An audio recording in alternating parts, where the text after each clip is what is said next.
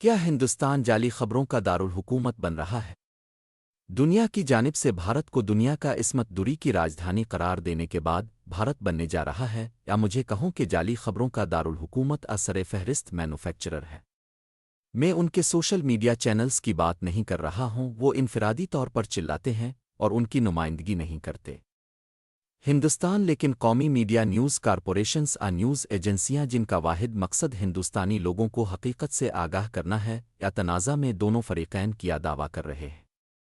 لیکن ہندوستانی قومی میڈیا نے جھوٹ بولنے کے تمام ریکارڈ توڑ دیے ہیں۔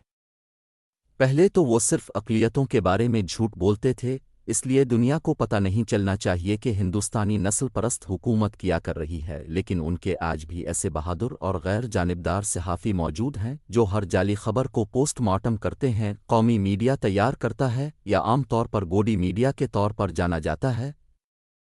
اب انہوں نے بیان کیا ہے اب بین الاقوامی خبروں کو ٹیمپرنگ کہہ سکتے ہیں۔ آج بہت سے ہندوستانی نیوز چینلز میں ایک خبر ہے، ایک ہی ایسے ملتی جلتی سرخی کے ساتھ ٹیلی کاسٹ کر رہے ہیں کہ پاکستانی فوج نے افغان سرحد پر ہتھیار ڈال دیے ہیں، اور ثبوت کے طور پر وہ ایک ویڈیو دکھا رہے ہیں جس میں ایک آدمی ہاتھ اٹھا رہا ہے اور دو آدمی اسے لے جا رہے ہیں۔ کیا بھارتی میڈیا پاگل ہے؟ وہ سوچتے ہیں کہ وہ جھوٹ بول سکتے ہیں، اور ہر یہ جانتے ہوئے کہ وہ پیشہ ور جھوٹے ہیں، یقین کریں گے کہ طالبان نے پاکستانی سرزمین پر قبضہ کر لیا ہے۔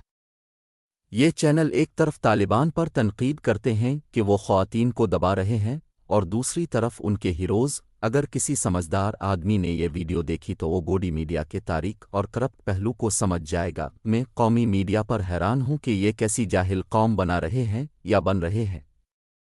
اب ایک دن آپ ایسے لوگوں کو گن سکتے ہیں جو پیشہ ور ہیں، صحافی اور صحافتی دیانتداری کے ساتھ کام کر رہے ہیں۔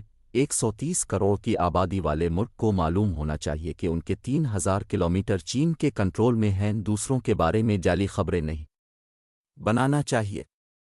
آپ کو اپنے آقاؤں سے دوسرے ممالک کے بارے میں کم از کم سچ لکھنے کے بارے میں پوچھنا چاہیے۔